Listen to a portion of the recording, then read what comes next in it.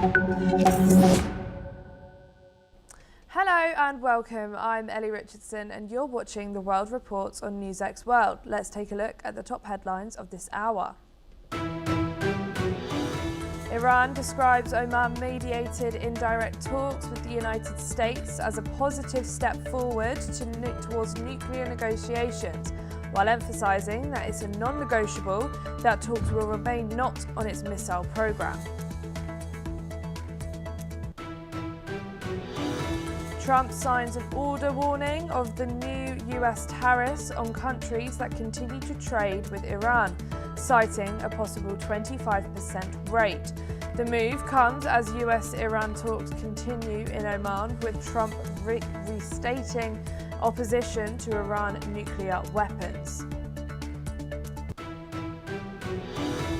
Russia hits Ukrainian energy facilities with over 400 drones, 40 missiles. Ukraine's energy sector is crumbling under Russian strikes. Cold weather Kyiv asks Poland for emergency power imports. Ukrainian President Volodymyr Zelensky says the US wants the war with Russia to end by June, adding both sides have been invited to the US for talks next week in Miami. Ukraine have confirmed their attendance, but Russia is yet to agree. India and Malaysia have pledged to deepen their semiconductor partnership as the Indian Ocean neighbours ramp up trade and security links during a visit from Prime Minister Modi in Malaysia. Millions of Japanese voters cast ballots in snap election called by Prime Minister Sanae Takaichi, with polls suggesting her Liberal Democrat Party coalition could win a large majority despite criticism over economic impact of proposed tax cuts and subsidies. Thailand votes in a national election featuring a three-way contest among major political blocs, with coalition talks are likely to follow. Investigators examine a newly surfaced message in the search for the missing mother of US journalist Savannah Guthrie. Authorities say that the messages is being checked for authenticity as the search enters a sixth day.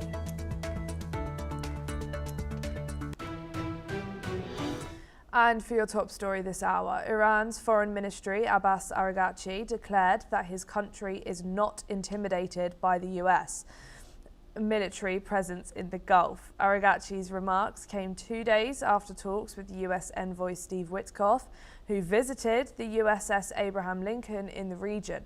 Iran's foreign minister also reaffirmed that Iran will never relinquish its right to enrich uranium despite pressure from Washington. He stressed that Iran has already paid a heavy price for its peaceful nuclear program and will not allow anyone to dictate its actions. Araghchi's statements underscore Iran's firm stance on its nuclear ambitions, even amidst escalating tensions. We are now being joined by Professor Ifram Inbar, who's a senior researcher at the Jerusalem Institute for Strategy and Security, joining us from Jerusalem. Thank you so much for joining us here today on NewsX World. Why does Iran insist on continuing uranium enrichment despite intense US military pressure and threats of conflict? I think that the Iranian regime believes that producing a nuclear bomb will be a deterrent against a potential American invasion of Iran and regime change. This is something very important to them, and therefore they will try to continue their nuclear program despite American and Israeli opposition and real military action to prevent it. And how credible are Iran's claims that its nuclear program is for peaceful purposes?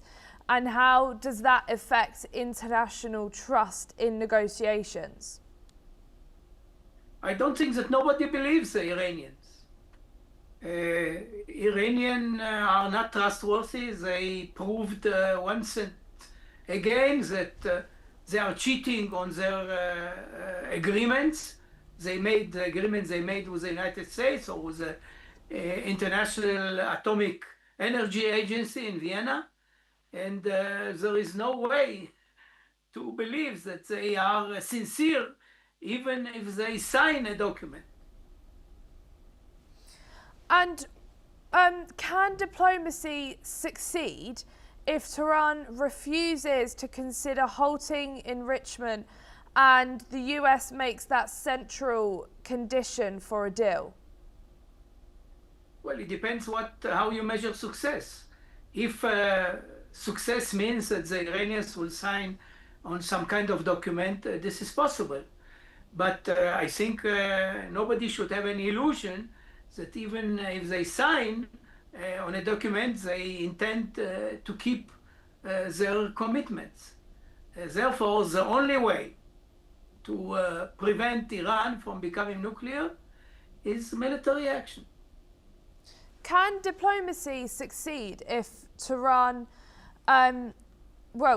including military positioning and the risks that could be escalating from all of these public statements, what do these pose for regional stability in the Middle East?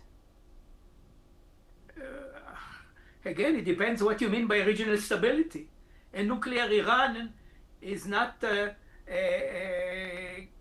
equals regional stability. So I think that, again, unfortunately, and I understand the reluctance to use force against Iran, but this regime is not trustworthy and it is very aggressive. It has threatened Israel with extinction. It has proxies that are using force in conquering countries like Iraq, Lebanon, Yemen. Those are proxies of Iran in which militias that are conquering those countries. And therefore, stability, in my view at least, is prevention of a nuclear Iran and the demise of this very aggressive and revisionist regime. And as we're hearing and seeing more of a military build-up from America going into, do you think there could be a chance of a strike happening, or do you think this is more of a intimidation tactic? It seems that President Trump decided to try the diplomatic course. I'm not sure that it will be successful, and I don't know what happens in the mind of President Trump, but it's clear that all this demonstration of force, if it ends with an agreement that supports the continuation of this regime, it will be seen as an American failure, and therefore the chances are that the Americans will not be satisfied with such a result and subsequently attack Iran. And how should global institutions and regional actors like, for example, the UN, EU, Gulf states engage when the US and Iran are at such odds over enrichment? I think they will sit idle. After all, they don't want a too strong Iran. I understand their fears of escalation. Some of those countries could be hit by Iranian missiles. But in the long run, the destruction of the Ayatollah regime in Iran is also their interest. Thank you so much for joining us here on NewsX World. Venezuela's Attorney General Tarek William Saab has called for the country's general amnesty to apply to both opposition members and government supporters. This follows the National Assembly's approval of a new amnesty law for political prisoners, which aims to grant clemency to those accused of crimes related to political activism or protest. While opposition members have cautiously welcomed the move, there are concerns about its limited scope, as it does not cover individuals accused of serious crimes. Despite these concerns, human rights groups view the amnesty as a step towards reconciliation, with further discussions and votes expected next week. Let's listen in to what Venezuela's Attorney General Tarek William Saab had to say. Tiene que beneficiar a todos los factores de la vida social venezolana. Opositores, pro gobierno, factores que han estado en pugna durante todos estos años y que queremos hoy, y yo estoy seguro, diputado, presidente Riaza de esta comisión, lo vamos a lograr. Y se está haciendo en un tiempo realmente impresionante. Vamos a tener una ley, yo estoy convencido de ello, una ley de amnistía que será referente en el mundo entero, porque más allá de nosotros buscar una venganza por lo que ocurrió el 3 de enero, estamos tendiendo la mano al mundo entero, a todos los factores políticos e ideológicos al interior de nuestro país, que incluso apoyaron previamente una acción brutal de invasión como lo que ocurrió el 3 de enero. We are now being joined by Major General Sudhakar Ji, who's a senior geopolitical and strategic defence expert, joining us from Jaipur. Thank you so much for joining us here today on NewsX World. Could this amnesty help ease political tensions, or does it risk protecting people from accountability? Ellie, good afternoon. Thank you for inviting me for your show. Too early to say, but let's look at it optimistically. But giving my take on the whole issue is that the duration between 1999, when Chavez came to power, till 2026, when Maduro was picked up from his residence along with his wife, during this period, the political prisoners of both sides, opposition, pro-government, the supporters as also the opposing parties, both of them have been treated equally. So perhaps that is holding out a lot of promise and hope in response to your question, that maybe in times ahead it may bring in a stage of reconciliation and recalibration of the governance, and gradually leaning away from leftist regime towards a kind of a democratic norm. Maybe that is the far-fetched dream and interpretation one can make in response to your question. But it is too early to say anything. Anything can happen in the geopolitical churn in 21st century that we are witnessing. Back to you, Ellie.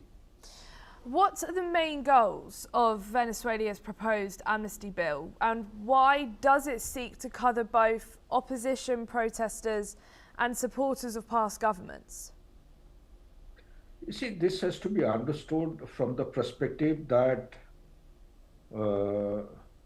when you cover the legislation, legislation is basically designed to cover the political offenses, regardless of their party affiliation, and the crimes.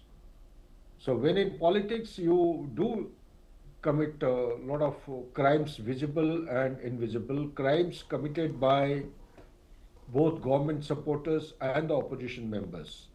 So far the issue is covering a span of almost about 27 years, 99 to 2026, and since it is covering both the groups, supporters as also opposition parties, members, we can safely assume that an impartial antidote is being applied for the country without any parochial leanings or kind of a partisan affiliation.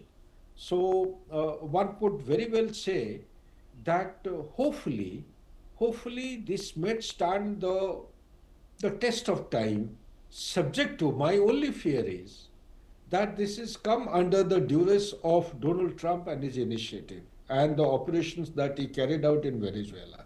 What happens if when Donald Trump, his standing in the Congress and the Senate declines after the midterm election? What happens after Donald Trump? Will it sustain the time ahead? That is what is actually the big question mark, which one is unable to answer. And last but not the least is that the geopolitical churn which is taking place has started demonstrating a very major and strategic realignment of the alliances. And the realignment of alliances primarily have been driven by, apart from many major issues, are the tariffs, the arbitrary and impulsive tariffs which have been imposed on many countries, almost about 108 odd countries by USA. That is actually forcing the changing affiliation, and whether the US as a superpower will be able to sustain its intention and objective, and thereby ensuring the kind of application of this particular law in Venezuela under duress is a matter which time will tell. It is too premature to say anything at the moment. How might the international community respond to Venezuela's approach to amnesty and reconciliation? My take on the whole issue is that the entire process should come from the people of Venezuela. If the people of Venezuela are not willing participants of the entire proceeding, it should be dismissed and dispensed with. And without any doubt, this is happening under the directions of the United States and the dispensation. From that perspective, I personally feel it is an encroachment, it is an infringement of the sovereignty of a nation, of a secular, democratic country, which should not be encouraged by anyone in the rules-based international order. Thank you so much. Don't go too far, as we will come straight back to you in just a moment. Jack Lang, the former French culture minister, resigned from his post as president of the Arab World Culture Institute after revelations of his past contacts with Jeffrey Epstein. This came after the French Financial Prosecutor's Office opened an investigation into Lang and his daughter Caroline for alleged aggravated tax fraud laundering. The investigation was initiated after US Department of Justice documents showed years of correspondence and financial ties between Lang and Epstein, which French media sources claim prompted the inquiry. We're now being joined again by Major General Sudhakar Ji. Thank you for joining us back here.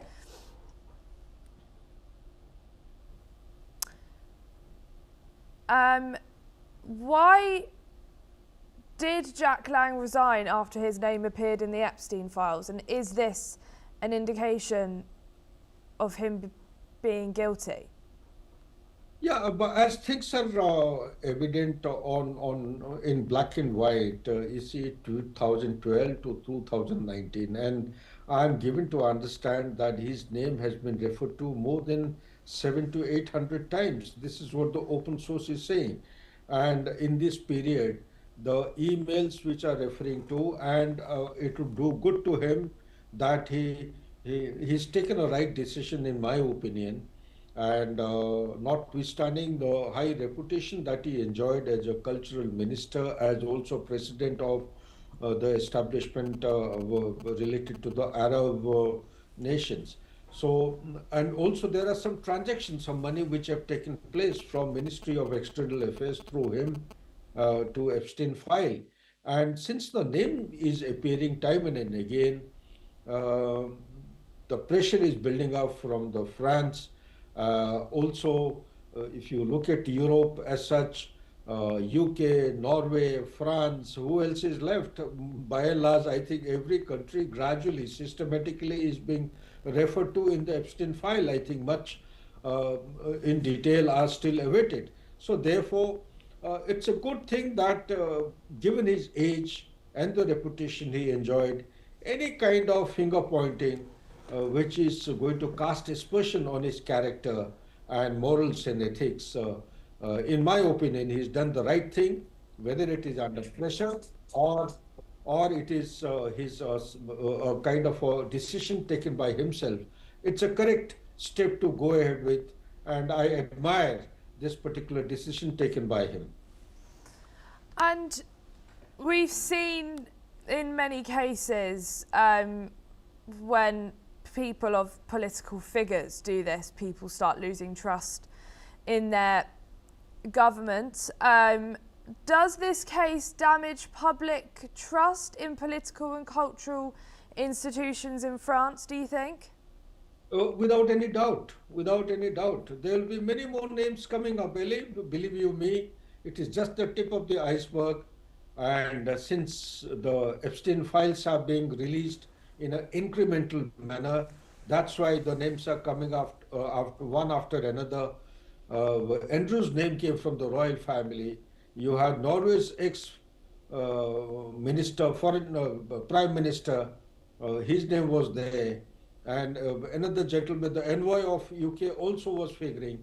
So likewise, you will have many names coming, and the trust in the politics, whether it is Europe or America or anywhere in the world, is actually taking a beating. The cutting across the party lines and the country lines. This is a very, very dangerous thing happening. It is going to compound the trust deficit, whether it is politics or diplomacy or economics or anything else. In the rules-based international order in 21st century, this definitely is coming down as a heavy hammer about the public trust in politics particularly. Yeah. And how should leaders balance presumption of innocence with political accountability when their names surface in such high-profile scandals like the Epstein case? For example, in the UK, Keir Starmer had to apologise for believing Mandelson's saying he's innocent. So how should leaders balance this presumption? The best way to balance it is that open admission, be truthful to oneself, look at the character building or the very event which has taken place in which their involvement in the Epstein file has been revealed, and the admission. To start with, the truth has to be acknowledged by the individual himself, and thereafter there is no harm. As a human being, one is bound to err, and having committed an error, it is highly disastrous and detrimental to the character of an individual if he continues to do the same thing. Self-correction is the best way forward. They must resign, they must admit their mistake, even if the mistake has not taken place, to actually give way to a much more truthful society for future generation. I think it would do well for all those people who are directly, indirectly involved in the Epstein file must come out clean by surrendering themselves, no matter whether it is their involvement was there or not there. They should open up themselves to the very, very professional investigation. If the investigation points a finger at their character, they must openly admit, yes, the mistake has been done and make amends for a better future. And does this focus on financial ties and investigations rather than direct criminal charges? Absolutely, without any doubt. Because so far, whichever name has come out in the open source, without any doubt, there is a linkage with the financial transactions. And even if they do not exist, let's say, without financial transactions, such kind of high profile, unethical practice cannot happen because one has to actually book in advance, one has to fly, one has to be accommodated. Look at the logistics required to merely pay a visit or to go and maintain contact with a character who's no more, Epstein, who committed suicide. This is a very, very expensive business that was going on, and I'm glad that it has actually been busted by the American society and the country. Thank you so much, Major General Sudakaji, for joining us here today on NewsX World. Portuguese voters headed to the polls on Sunday for the country's first presidential runoff in 40 years, amid growing political fragmentation. Opinion polls show moderate socialist Antonio José Seguro poised for a landslide victory, with support from conservatives aiming to prevent a win by far-right leader André Ventura. Ventura, a former sports commentator, expressed shock at the backing for Seguro, but his campaign is expected to boost his political influence, reflecting the rise of the far right across Europe. The vote was disrupted in 3 towns due to a storm Marta, which caused heavy rain and damage. The Institute of Life Sciences, ILS, has launched an affordable electrophoresis system called GelGenius. Developed by RNA Biotech, LED by ILS, scientists Amaresh Panda, this integrated agonose gel system combines 5 machines into one, reducing the cost to half of current market prices. Designed to make DNA analysis accessible to students in resource-limited institutions, GelGenius aims to overcome the financial and logistical barriers that have made molecular biology out of reach. The system also prioritizes user safety and operational efficiency, making it ideal for schools, colleges, and universities.